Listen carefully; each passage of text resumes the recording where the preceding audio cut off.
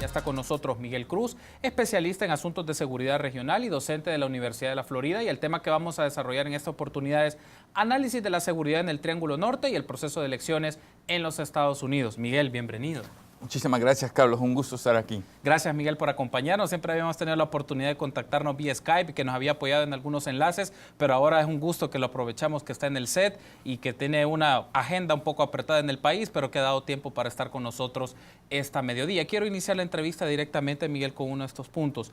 Uno de los planes diseñados para los Estados Unidos, o que el gobierno de los Estados Unidos ha diseñado para la región del Triángulo Norte, es conocido como el Plan de Alianza para la Prosperidad, que fue anunciado en noviembre del 2014. Si podemos hacer una lectura, Miguel, de cómo se encuentra este plan, si se ha hecho algún mecanismo de implementación o todavía está en proceso de discusión de los gobernantes y tratar de empezar a ejecutar algunas medidas, ¿qué podríamos valorar hasta este momento? Bueno, es ciertamente un programa, un proyecto a iniciativa de los Estados Unidos en el cual los gobiernos centroamericanos del Triángulo Norte han participado. De hecho, los gobiernos centroamericanos presentaron una propuesta al gobierno estadounidense de manera conjunta, y es así como se desarrolla o se lanza la iniciativa de la Alianza para la Prosperidad. La alianza básicamente lo que busca es atender los problemas fundamentales del Triángulo Norte de Centroamérica, especialmente en el área de seguridad, y con un fuerte apoyo de los financiero de los Estados Unidos. Originalmente el pedido era de $1 billón, de $1.000 millones, pero lo que ha sido aprobado por el Congreso fueron $750 millones, que entiendo están en proceso de desembolso y de implementación. Este programa es un programa interesante por varias razones. Primero, porque enfrenta el tema de los desafíos que tiene el Triángulo Norte y Centroamérica desde una manera regional. Es decir, en teoría, los gobiernos del Triángulo Norte han coincidido en cuáles son los desafíos que tienen que ver con desarrollo económico, tienen que ver con pobreza, tienen que ver como causas detrás del tema de la inseguridad. Y eso hace que, a diferencia de programas del pasado, esto sea una iniciativa de carácter regional, o sea, que tiene una visión regional. Eso es en primer lugar. En segundo lugar, y esto ya tiene que ver con el tema de la implementación, y por parte de los Estados Unidos hay un fuerte énfasis en que este plan, como producto de este plan, se desarrolle o se ponga atención especial a los temas de transparencia y de corrupción, ¿eh? En el norte de Centroamérica. ¿Por qué? Porque después de varios esfuerzos, después de varias iniciativas del pasado, está claro que iniciativas de apoyo de cooperación internacional de Centroamérica no son nuevas. O sea, ha habido mucha cooperación en temas de seguridad en Centroamérica por muchos años. Y sin embargo, Centroamérica todavía tiene estos desafíos en el tema de seguridad. Y una de las cosas que han señalado análisis y evaluaciones previas es que el impacto limitado de la cooperación internacional en el pasado tiene que ver mucho con el poco esfuerzo que ha habido por controlar el tema de corrupción o los desafíos de transparencia. De tal manera que en esta ocasión parece haber un fuerte énfasis en control, o al menos en tener una especie de supervisión y de control sobre los temas de transparencia y corrupción.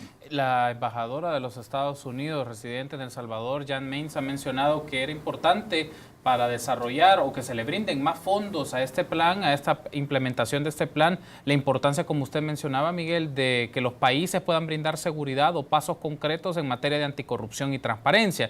Pero venía también una pregunta que creo que puede ser válida y tener su reflexión sobre esto, Miguel, es el objetivo, la motivación de este plan de Alianza para la Prosperidad. Se entendía que eran fondos en la medida de un escenario que se había planteado a finales del 2014, que era una situación excepcional que vivió los Estados Unidos como un flujo que aumentó en manera desproporcionada de niñez y adolescentes migrantes a los Estados Unidos. Entonces trataron de buscar fondos para que permitiesen en alguna medida que en estos países no se dieran esas condiciones de migraciones de niños y adolescentes y tratar el tema de la violencia. ¿Qué tanto podemos ver esa correspondencia o esa relación de la motivación al inicio con el cual surgió este plan, pero que ha tomado más énfasis en el campo de anticorrupción y un poco en el tema de la seguridad pública? Eso es correcto. De hecho, mucha de la iniciativa surge precisamente de la crisis generada en la frontera sur de los Estados Unidos con la ola de menores no acompañados, migrantes, que intentan entrar a los Estados Unidos, ¿no? Especialmente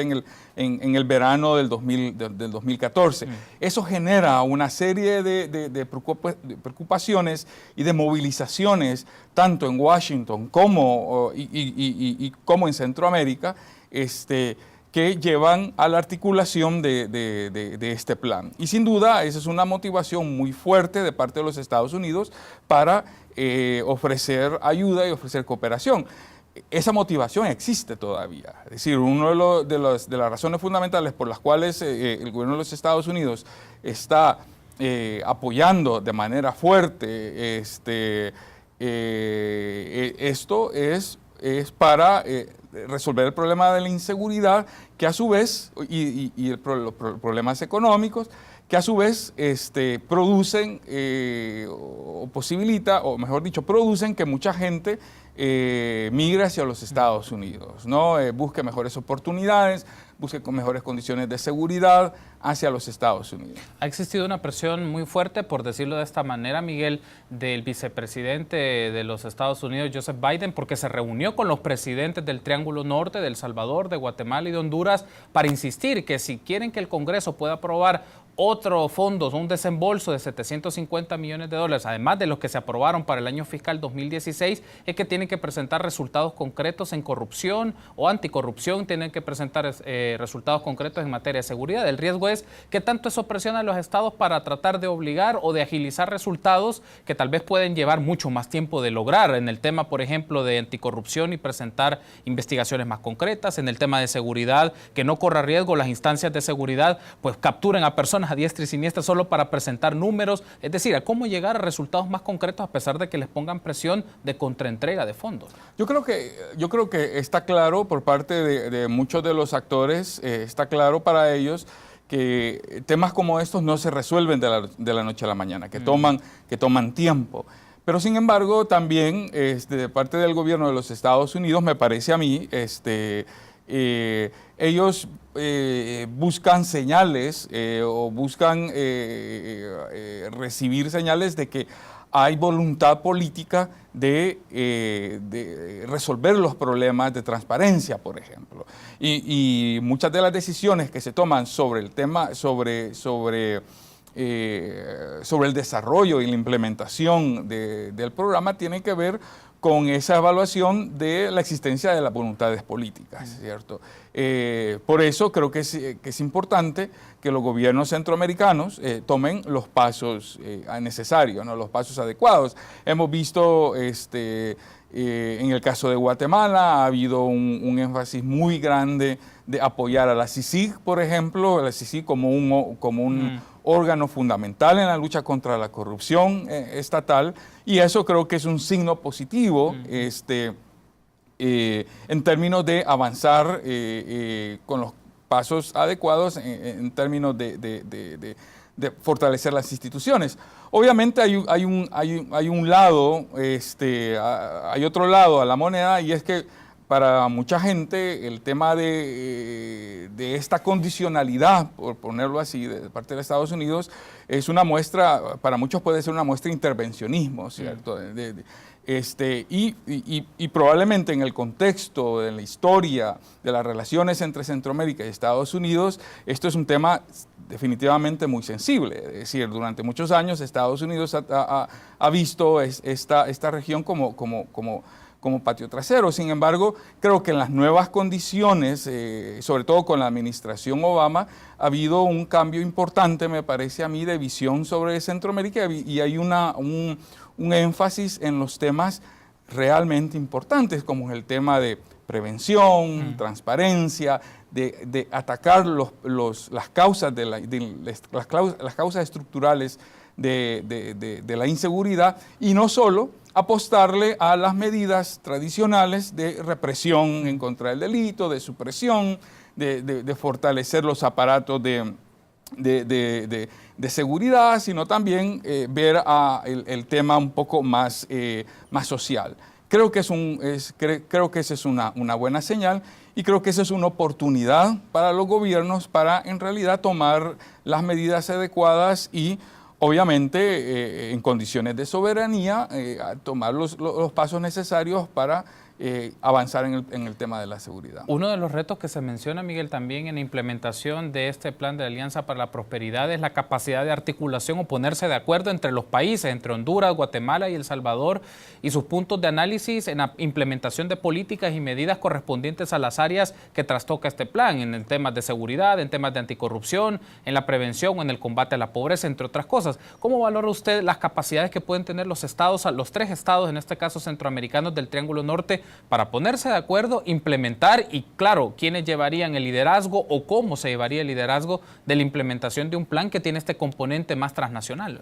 Yo creo que ciertamente hay un reto en el tema de la coordinación. La coordinación entre países no es fácil, no lo ha sido fácil, nunca lo ha sido fácil, incluso en una región tan pequeña como Centroamérica y con tanta conexión, igual no es fácil.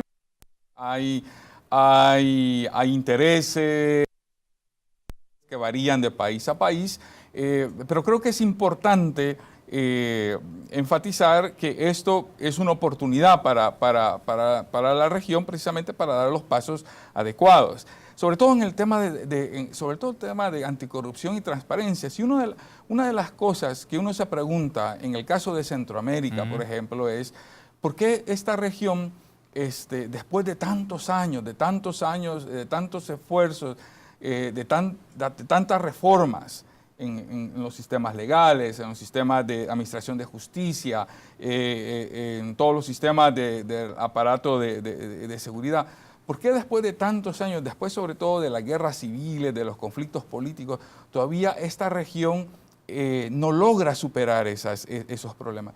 Es en buena parte por los problemas de falta de institucionalidad, por las debilidades en la lucha contra la corrupción, el hecho de que durante muchos años muchos funcionarios han visto el gobierno simplemente como una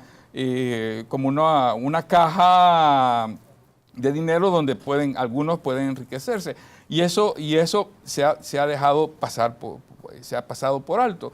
Creo que el énfasis ahora en el tema de corrupción, en el tema de transparencia, es una oportunidad para precisamente avanzar en la institucionalidad.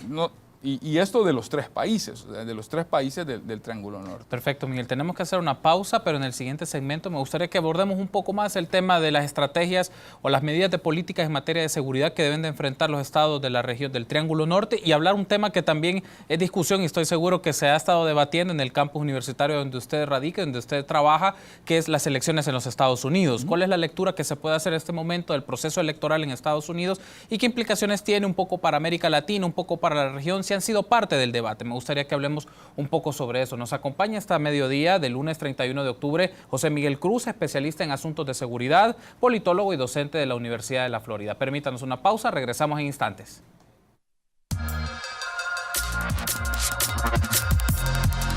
Acompaña José Miguel Cruz, especialista en asuntos de seguridad, politólogo y docente de la Universidad Internacional de la Florida. El tema que estamos desarrollando en esta oportunidad es análisis de la seguridad en el Triángulo Norte y de las elecciones en los Estados Unidos, que hablaremos justo en unos instantes. Pero antes quiero aprovechar, Miguel, para compartir una imagen. Les pido a los amigos de producción si la pueden poner en pantalla en este momento del informe El Estado de la Región 2016. Como se ve en pantalla, ellos han hecho un ejercicio de mapear la violencia homicida por municipio y aquí presentan uno de los indicadores más utilizados para la medición de la violencia homicida, que es la tasa de homicidios por 100.000 habitantes. La lectura de esto y lo que me parece interesante, la simbología que aparece ahí va en graduaciones, ¿no? Entre el color más rojo es claro, pues la tasa de homicidios es más cercana a 100 habitantes, pero por cada 100.000 habitantes más bien.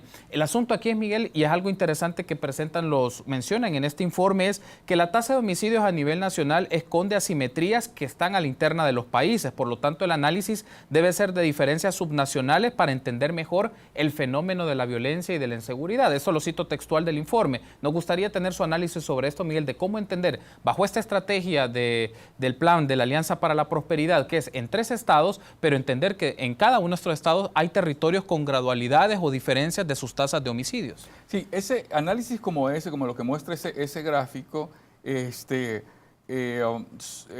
señala que la violencia no es uniforme en toda Centroamérica, primero, y segundo, esa incluso no es uniforme en cada país, dentro de cada país, que hay diferencias importantes. Y por lo tanto, las políticas y las respuestas para atender el problema de la violencia debe ser de la misma forma diversa, ¿no? Hay que considerar esas diferencias, no solo en términos cuantitativos, que es lo que vemos con ese gráfico, sino que también en términos cualitativos. Si ustedes se fijan en el gráfico, por ejemplo, hay zonas rojas de mucha violencia en el norte de Honduras, en la zona occidental de Honduras, en algunas zonas de El Salvador, en algunas zonas de Guatemala, sí, que probablemente sugieren el efecto de narcotráfico. En El Salvador, por ejemplo, la violencia está en algunos lugares muy marcados de rojo, están muy cerca de la costa, sí, ¿no? O alrededor de las ciudades. Incluso en El Salvador probablemente los grandes niveles de violencia cerca de la costa son producto de causas distintas que las que se ven dentro de las ciudades. Y en Guatemala, por ejemplo, de nuevo en la costa, niveles muy altos, pero en las regiones indígenas, por ejemplo, es básicamente muy pacífico, celeste. Lo cual significa que si vamos a enfrentar el problema de la violencia, tenemos que enfrentarlo tomando en cuenta esas diferencias en términos cuantitativos y cualitativos. Y por lo tanto, debemos implementar políticas que atienden ese tipo de diferencias. En algunos lugares eso significa apostarle mucho al desarrollo local, por ejemplo, al desarrollo económico local. En otras partes significa crear oportunidades de trabajo para competir con economías criminales, por ejemplo, y en otros lados significa simplemente detener el embate del crimen organizado, ¿verdad? Entonces, eso creo que es importante. Miguel, ahora me gustaría que hagamos la transición a otro tema. No nos estamos desvinculando de lo que hemos hablado en estos minutos, pero creo que es importante, aprovechando de primera mano la lectura y el análisis que usted se puede hacer, y también se ha abordado desde el claustro de la Universidad Internacional de la Florida del proceso electoral en los Estados Unidos. Y hablábamos antes de entrar al aire que es una campaña atípica o sui generis, si lo podríamos denominar, con respecto a otras campañas presidenciales en los Estados Unidos. Me gustaría que desarrolláramos esa idea, Miguel. ¿Por qué consideraría usted que esta campaña del candidato republicano Donald Trump y la candidata demócrata Hillary Clinton es fuera del usual a otras campañas presidenciales que se han hecho en los Estados Unidos más recientes?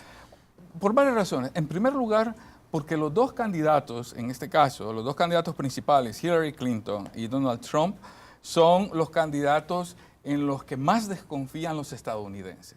En la historia de las elecciones presidenciales estadounidenses, estos son los candidatos por los partidos mayoritarios en los que menos confían los ciudadanos estadounidenses. Trump es probablemente el que más en la historia, pero Hillary Clinton no se queda muy atrás. De hecho, a diferencia, por ejemplo, de la campaña del 2008, cuando compitió Obama con McCain, ninguno de los dos tenía estos niveles de desaprobación o de desconfianza. Y por el contrario, Obama fue capaz de generar un movimiento entre amplios sectores de la sociedad estadounidense de mucha esperanza, ¿no? Uno de los pósters más conocido, más llamativo de esa campaña es uno en el que aparece la imagen de Obama y abajo las letras Hope, esperanza, ¿no? Y era básicamente lo que él representaba. Esta campaña es muy distinta. Esta campaña es una campaña, por el contrario, de miedos y por lo tanto mucha gente va a votar para evitar que el candidato del partido opositor gane. Es decir, mucha gente va a votar para evitar que Donald Trump llegue a la presidencia, pero también mucha gente dentro de la sociedad estadounidense va a votar porque no le gusta Hillary Clinton, no porque le guste Donald Trump. Y eso hace esto muy sui generis, hace una campaña extremadamente sucia, llegando hasta lo vulgar en algunas ocasiones, especialmente desde el lado de Donald Trump, con matices fuertemente racistas en muchos casos, ¿verdad? Y por el lado de Hillary Clinton, un problema serio de transparencia, que tiene que ver con su manejo de los correos electrónicos en su servidor, y con su vinculación a la Fundación Clinton, que su forma de operar no ha sido siempre de las más transparentes. Entonces, eso ha generado mucha desconfianza en la sociedad estadounidense, y eso ha hecho de esta campaña especialmente dura. Es interesante esta mención que usted hace, Miguel, porque también quiero poner otro aspecto sobre la mesa. ¿Cómo ha sido el abordaje de los medios de comunicación de este proceso de campaña electoral? Porque vemos que se dejan ir mucho sobre las estrategias que han utilizado de temor los candidatos o los rivales en este caso, pero podría ser una lectura mucho más profunda, dado las características que obtienen los Estados Unidos, por ejemplo, en el desarrollo de sus medios de comunicación o en el abordaje de tanques de pensamiento, pero queda la impresión de que los medios de comunicación han jugado también esa dinámica muy superficial o se han guiado más bien por este tema muy superficial en el tratamiento de ambos candidatos y de sus propuestas. ¿Usted considera que ha sido así, Miguel? ¿O los medios de comunicación han tratado de poner contrapesos y tratar de hacer contrastes? Entiendo que han utilizado mucho el fact-checking también sobre algunas declaraciones que han brindado los candidatos. Hay sin duda, hay una cultura muy fuerte de fact-checking, que es muy sana, que es muy particular a las dinámicas de las campañas políticas en Estados Unidos y de lo que hacen los medios. Y creo que eso es muy sano y es muy útil en una campaña. Pero ciertamente dentro de la campaña hay medios que se han ido más por el tema del escándalo, especialmente porque especialmente considerando la participación de Trump como candidato del Partido Republicano. Trump genera mucha audiencia, no tanto porque la gente lo siga, no necesariamente porque todo el mundo lo siga, sino que porque sus declaraciones son tan escandalosas, que eso genera ciertos ratings para muchos medios, para muchos medios de noticias.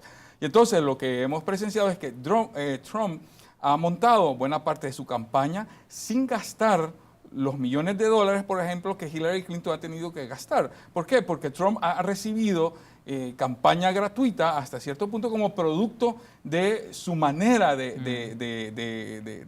hacer campaña, ¿cierto? Trump es, después de todo, un populista, que suele movilizar en base a pasiones, en base a rechazos, en base a miedo, y eso ha hecho que muchos medios lo sigan sin poner o lo cubran sin poner los filtros adecuados. Y eso ha contribuido en general a un nivel bajo en la discusión.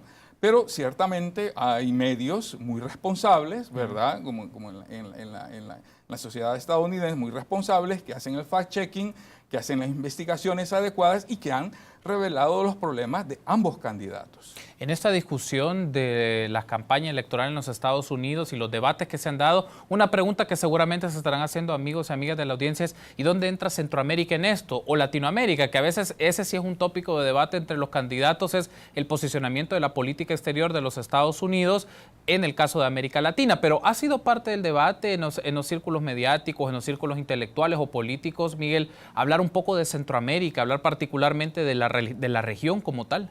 Lamentablemente no. Como parte de la campaña, América Latina no existe en la campaña y mucho menos Centroamérica. Si acaso existe en la campaña es México, y México básicamente como producto del discurso de Trump de construir un muro, mucho más alto, mucho más visible en la frontera sur. Más allá de eso, no hay ninguna discusión. Ahora, dicho esto, si me preguntas quién parece estar como más al tanto en términos de lo que pasa en Centroamérica de los dos candidatos, de Trump no sabemos más nada que, como dije anteriormente, el tema del muro. Pero de la campaña de Clinton, hay mucha gente dentro de la campaña de Clinton que tiene experiencia en América Latina, que sabe de América Latina, que sabe de Centroamérica, y que si uno lee lo que su campaña ha puesto en la página web, hay una consideración sobre los desafíos de trabajar, o mejor dicho, de la importancia de trabajar con América Latina en temas hemisféricos para resolver los desafíos de inseguridad, los desafíos de pobreza, los desafíos sobre todo de desigualdad. Creo que en el tema, por el lado de Clinton, hay un énfasis muy importante en no solo considerar el reto de combatir la pobreza, sino que también la desigualdad en el hemisferio. Y creo que eso es importante. También puede ser un poco, podría ser parte de este análisis, Miguel, la relación que puede tener quien sea electo o electa de esta elección que se va a desarrollar dentro de pocos días en los Estados Unidos, su relación con el Congreso de los Estados Unidos, porque también a veces se suele ver solo el énfasis del Ejecutivo, la persona que está al frente del gobierno federal, junto a todo su equipo y sus secretarios, pero hay una relación muy importante que se debe dar en la Cámara Alta y en la Cámara Baja del Congreso entre el Partido Demócrata y Republicano. También cómo ese elemento puede ser parte en la reflexión del proceso político de los Estados Unidos. Obviamente eso va a depender de los resultados de las elecciones. En estas elecciones no solo se juega la elección presidencial, sino que también la Cámara Baja del Congreso y algunos escaños del Senado. Por lo tanto, esta elección puede cambiar la configuración del Congreso. El Congreso ahora está en manos de los republicanos. Por lo tanto, tenemos un Congreso que se opone básicamente a Obama, que es demócrata. Las elecciones podrían cambiar la configuración sobre todo del Senado y darle la victoria o darle mayoría a los demócratas en el Senado, con lo cual podría, si gana Clinton, podría haber más espacios para construir políticas de manera coordinada entre el Senado, entre el Congreso, o por lo menos la Cámara Alta del Congreso y la Presidencia. Pero eso obviamente depende de cuál sea el resultado de las elecciones. Lo que dicen las encuestas por el momento es que Hillary Clinton tiene la ventaja, y eso parece ser algo. La última lectura del New York Times era que Clinton tenía un 93% de probabilidad de ganar la presidencia, mientras que Trump sobre el 7%, pero en el tema del Senado las cosas son más parejas. Y en el tema de la Cámara Baja, de la Casa de Representantes, como le llaman en Estados Unidos, es muy probable que los republicanos sigan en control de la Casa. Y obviamente lo que va a suceder en materia de seguridad va a depender de esas correlaciones. Perfecto, Miguel. Solo hay un último aspecto que quiero vincular, el tema que abordamos en el primer bloque, en el primer segmento, con esto que hemos estado hablando. Y era interesante porque a inicios de esta semana el comisionado para la competitividad de la inversión de Guatemala declaró que los fondos para la Alianza para la Prosperidad del Triángulo Norte están garantizados. Cito textual una publicación de agencias internacionales. Resulte quien resulte electo, tendremos el mismo camino y la misma prioridad del Triángulo Norte en la política de Estados Unidos. Y eso nos permite reflexionar un poco, independientemente de quién esté al frente del órgano ejecutivo en los Estados Unidos, por la declaración que brinda, el lineamiento continúa para esta política de la Alianza para la Prosperidad. ¿Es así? ¿Podemos hacer esta lectura o puede cambiar la configuración que se dé en la Casa de los Representantes el desarrollo de esto? No, yo creo que ya los fondos están asignados y hay en general una aprobación, pero los énfasis, la manera en cómo la administración exija de las contrapartes en Centroamérica, la manera en cómo se desarrolla, se implementa esos planes, eso puede cambiar como resultado de las elecciones. De que el plan está asegurado, pero la implementación puede sufrir y la manera de relacionar esos fondos con las actividades concretas en el terreno, eso puede enfrentar algunos cambios. Miguel, ha sido un gusto. Gracias por haber estado con nosotros. Muy amable. Estoy seguro que en otro viaje nos podemos volver a encontrar y seguir haciendo análisis de la política de los Estados Unidos y y su vinculación con la seguridad en Centroamérica. Claro que sí, con mucho gusto. Gracias por habernos acompañado. Estuvo con nosotros Miguel Cruz, especialista en asuntos de seguridad, docente de la Universidad Internacional de la Florida. Hablamos un poco del análisis de la seguridad en el Triángulo Norte de Centroamérica y de las elecciones en los Estados Unidos. Permítanos una pausa, continuamos con más información nacional en Infórmate BX.